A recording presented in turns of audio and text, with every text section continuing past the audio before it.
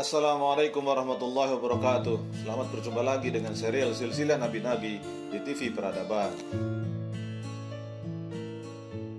Pada episode ke-28 bagian 5 kali ini, kita akan mengupas lebih dalam kisah Nabi Isa Al-Masih alaihissalam tentang kaum Hawariyun atau pengikut setia Nabi Isa, Santo Paulus dan kontroversi seputarnya.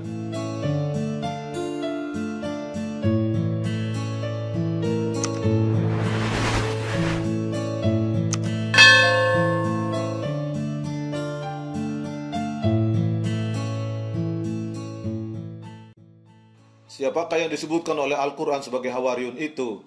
Kenapa mereka disebut sebagai Hawariyun? Dan bagaimanakah kondisi mereka dan ajaran Nabi Isa AS yang mereka bawa setelah peristiwa penyaliban Nabi Isa AS itu? Ya ayyuhalladzina amanu kunu ansarallah كما قال عيسى ابن مريم للحواريين من أنصاري إلى الله قال الحواريون نحن أنصار الله فآمنت طائفة من بني إسرائيل وكفرت طائفة فأيدنا الذين آمنوا على عدوهم فأصبحوا ظاهرين. Wahai orang-orang yang beriman, jadilah kamu penolong-penolong agama Allah sebagaimana Isa putra Maryam telah berkata kepada pengikut-pengikutnya yang setia, siapakah yang akan menjadi penolong-penolongku untuk menegakkan agama Allah? Pengikut-pengikutnya yang setia itu berkata, kamilah penolong-penolong agama Allah. Lalu segolongan dari Bani Israel beriman dan segolongan yang lain kafir. Lalu kami berikan kekuatan kepada orang-orang yang beriman terhadap musuh-musuh mereka sehingga mereka menjadi orang-orang yang menang.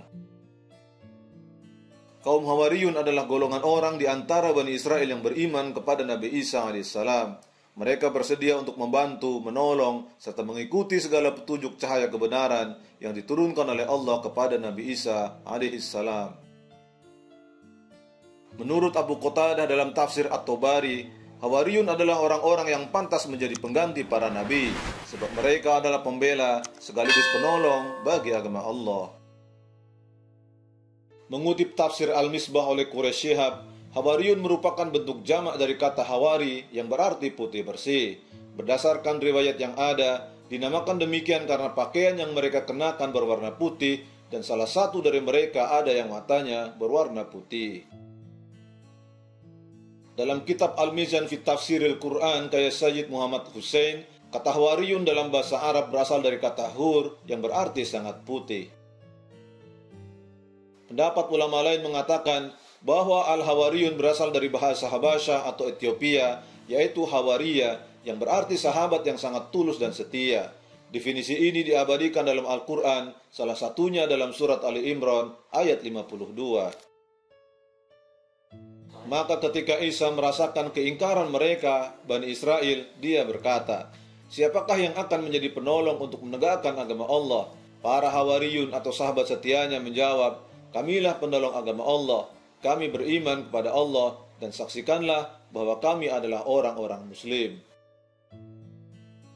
Hawariyun menyediakan tenaga mereka untuk memperteguh dakwah Nabi Isa, bersedia melaksanakan seluruh ajarannya dan meninggalkan ajaran-ajaran yang sesat. Mereka berjanji untuk mengamalkan ajaran agama dan berdakwah dengan bersungguh-sungguh.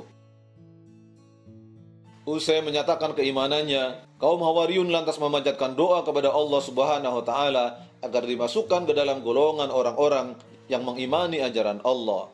Rabbana amanna bima anzalta wattaba'na ar-rasula faktubna ma'asyahidin. Ya Tuhan kami telah beriman kepada apa yang telah Engkau turunkan dan telah kami ikuti Rasul. Karena itu, Masukkanlah kami ke dalam golongan orang-orang yang menjadi saksi tentang keesaan Allah. Al-Quran Surat Ali Imran ayat 53. Tujuan utama pemberitaan Al-Quran tentang Hawariyun adalah untuk menceritakan kembali tentang pilihan yang telah diambil Hawariyun ketika dihadapkan pada suatu kondisi yang sulit. Saat itu Hawariyun telah diminta untuk menunjukkan komitmen iman dan kesetiaan di dalam merespon permintaan yang disampaikan Nabi Isa alaihissalam.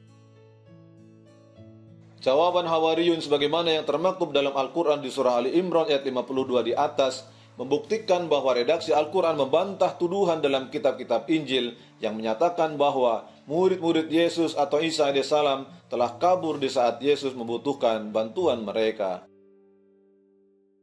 Sebenarnya, secara munasabah, ayat-ayat tentang Al-Hawariyun berkorelasi dengan ingkarnya kaum Nabi Isa, yaitu Bani Israel. Penolakan dari kaumnya begitu besar. Alih-alih mau menerima dakwahnya, sekedar membenarkan kerasulan Nabi Isa pun, mereka tidak sudi. Mereka mengolok-olok, memfitnah, bahkan merencanakan pembunuhan terhadapnya. Namun di antara kaum Bani Israel yang menolak dan memusuhi Nabi Isa tersebut, ada sedikit orang dari kaum Nabi Isa tersebut yang mau mengimani. Imam Ibnu Katsir dalam tafsir Al-Quranul Azim juga menjelaskan bahwa Al-Hawariyun ini adalah pengikut setia Nabi Isa alaihissalam. Ketika kuatnya penolakan dan hampir tidak ada yang mau beriman, Nabi Isa menanyakan kepada kaumnya siapa yang akan menjadi penolong agama Allah, siap berkorban secara lisan, perbuatan, dan bersedia mengorbankan jiwa dan harta benda. Lalu mereka menjawab suruh Nabi Isa bahwa mereka siap menjadi para penolong agama Allah, membenarkan kerasulan dan mukjizat Nabi Isa alaihissalam dan bersaksi atas nama Allah sebagaimana yang diabadikan oleh Al-Quran dalam surat Ali Imran ayat 52, surat Al-Ma'idah ayat 111 sampai 115 dan surat As-Saff ayat 14. Al-Quran memang memberikan julukan Al-Hawariyun hanya kepada pengikut Nabi Isa alaihissalam. Namun secara konteks kerasulan dan sifat-sifat setia yang dimiliki Al-Hawariyun ini, Rasul-Rasul yang lain pun sebenarnya juga memiliki hawari atau pembela.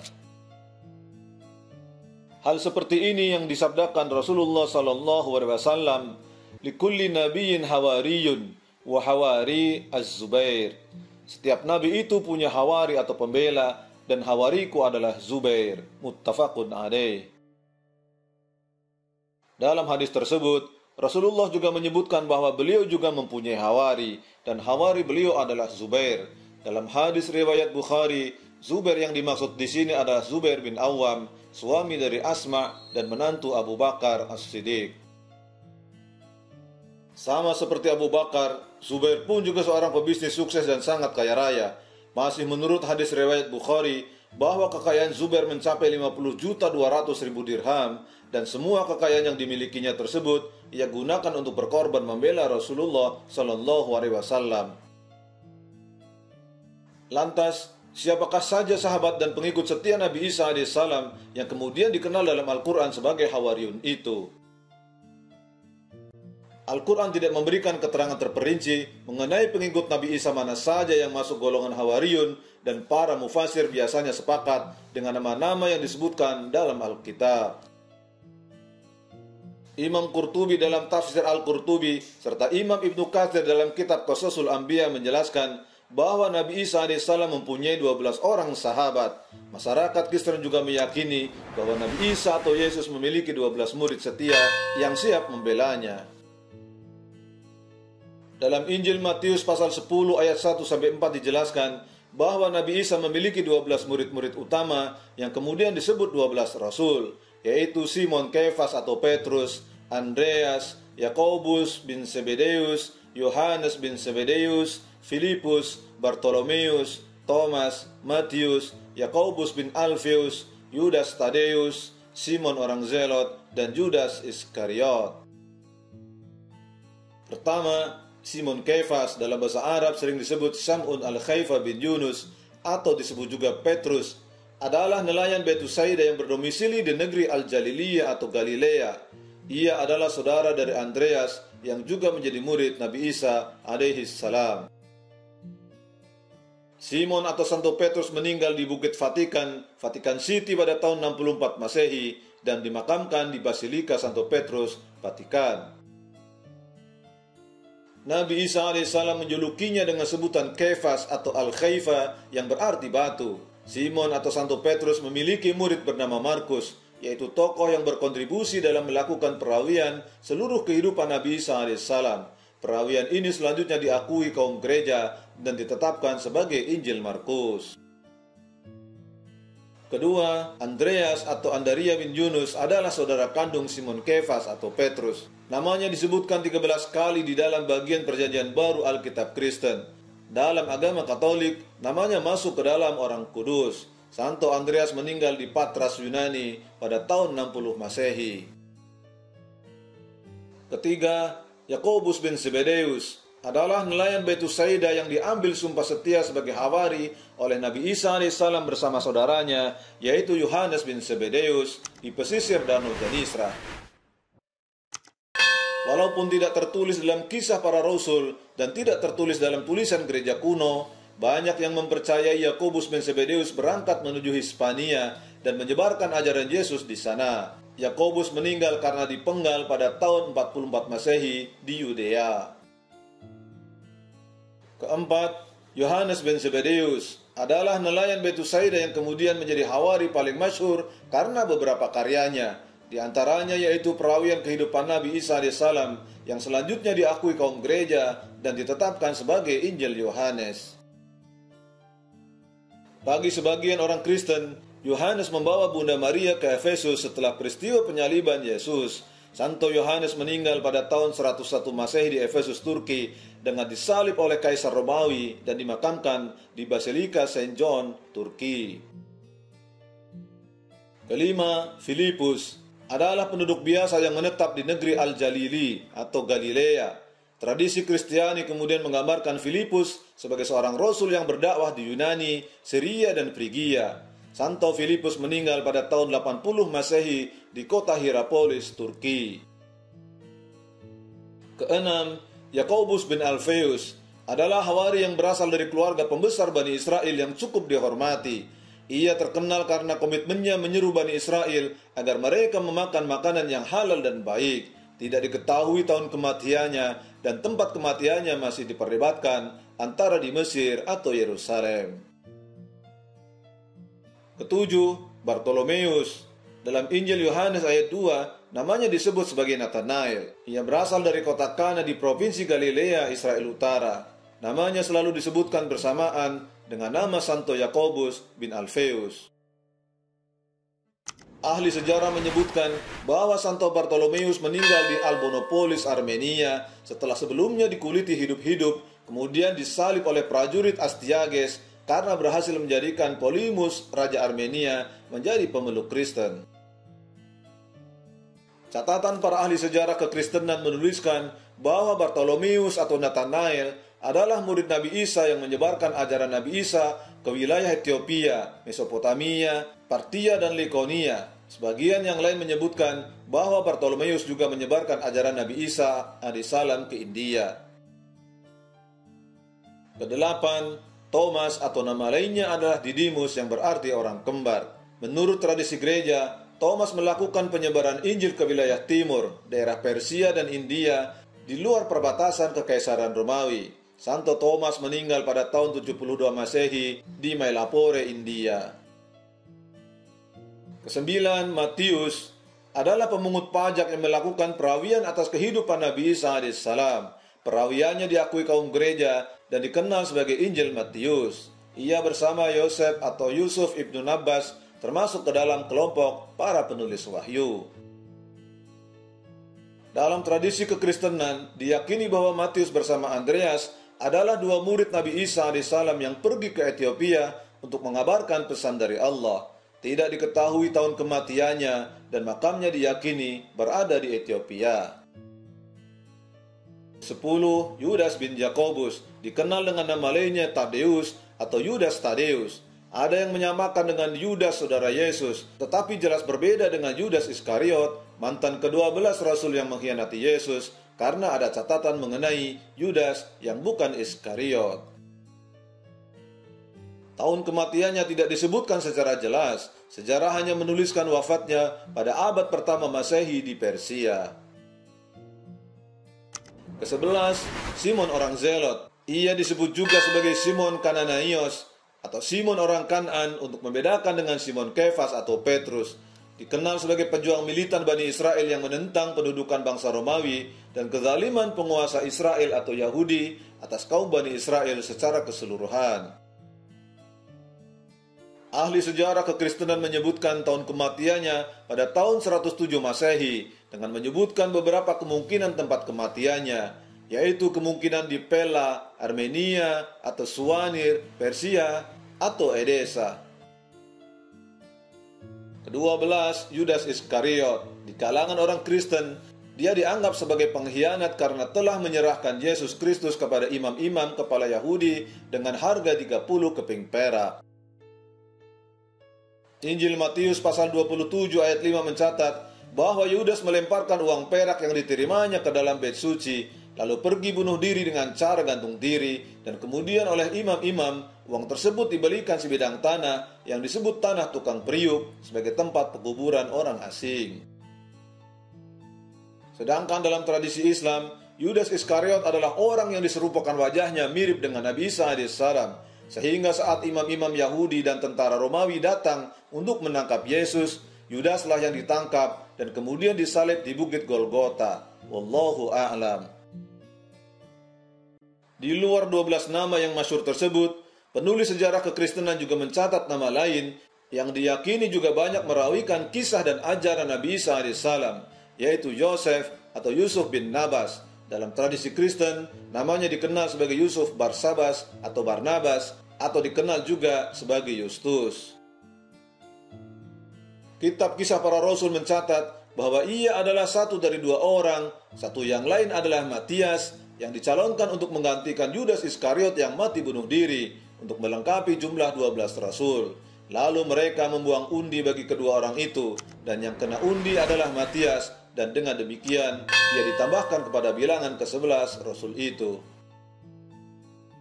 Yusuf Barsabas atau Barnabas adalah hawari yang juga sangat penting di kalangan pengikut Nabi Isa alaihissalam. Beliau adalah seorang yang kaya raya lagi dermawan, berasal dari Bani Israel suku Lewi.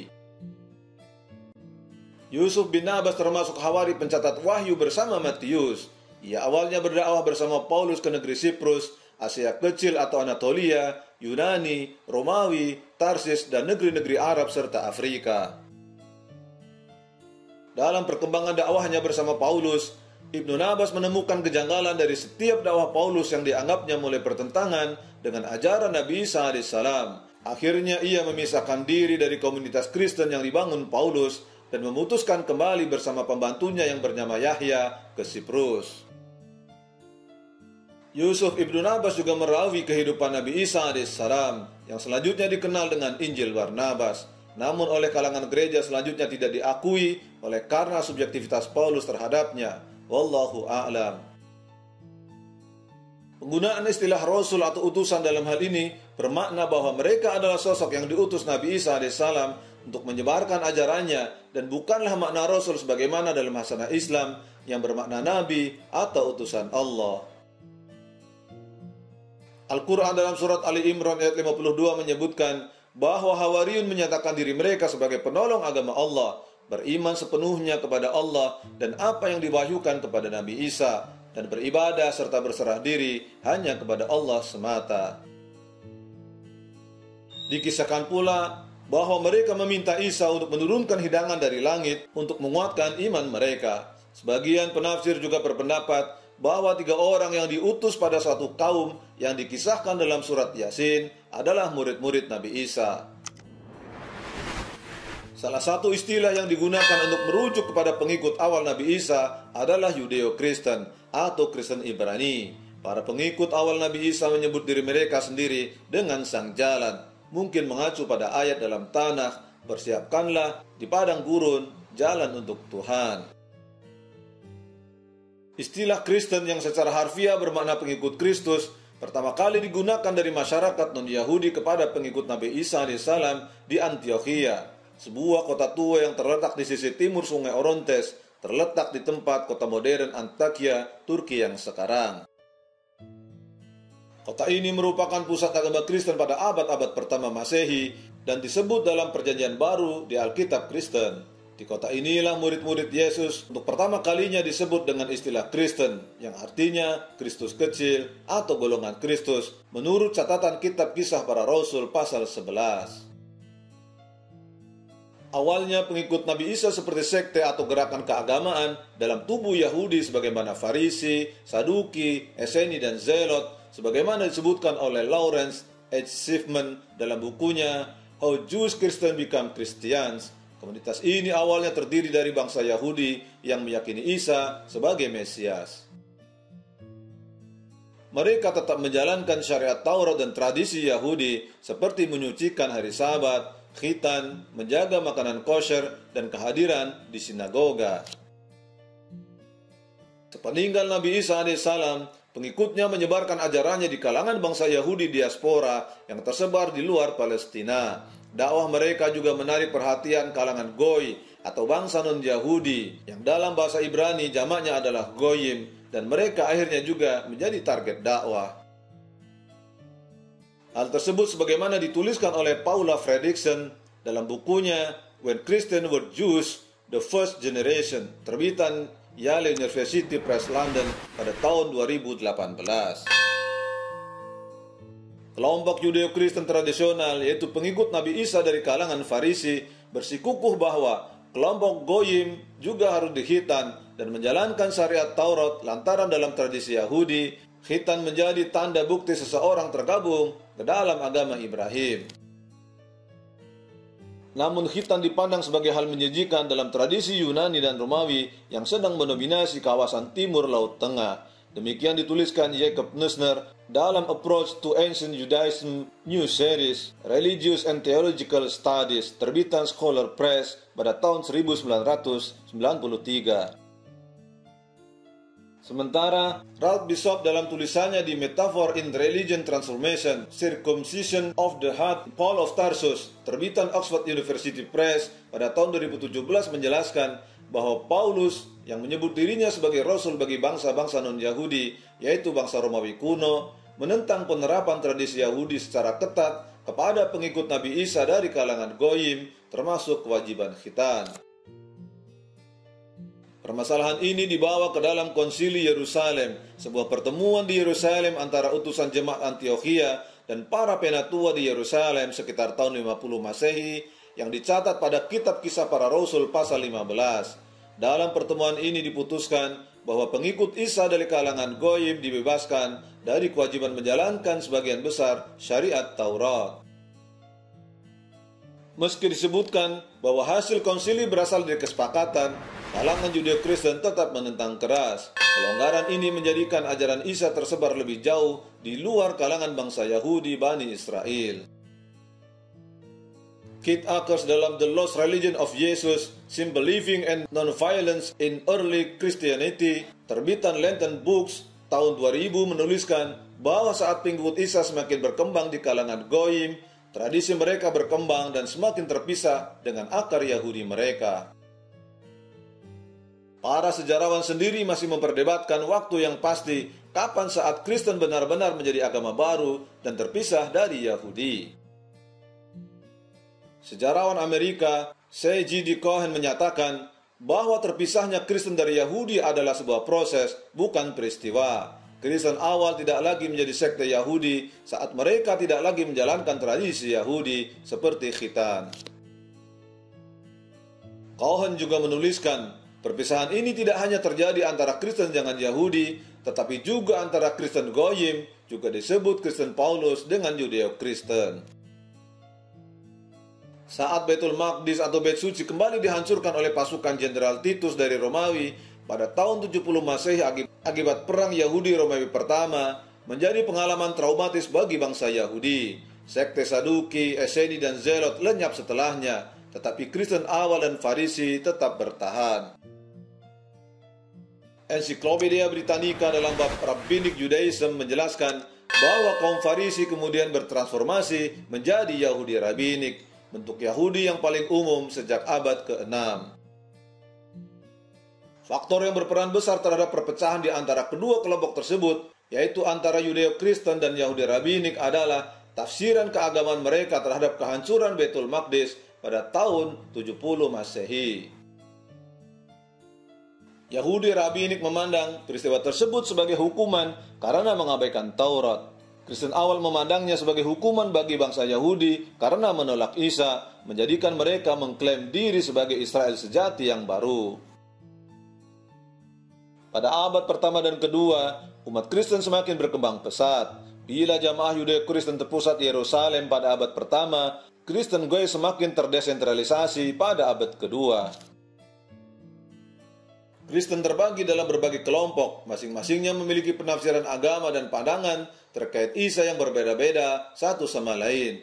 Belum ada penetapan resmi atau pihak berwenang yang memutuskan mengenai ajaran mana yang dipandang baku dan yang dipandang sebagai bid'ah dan sesat.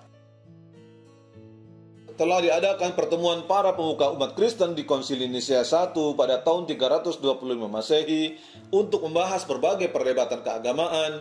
Kelompok Yudeo-Kristen mendapat penentangan ganda karena mereka tidak hanya ditentang pihak Rabinik Yahudi, tetapi juga oleh Kristen Goy yang mengakui Konsili Nisea.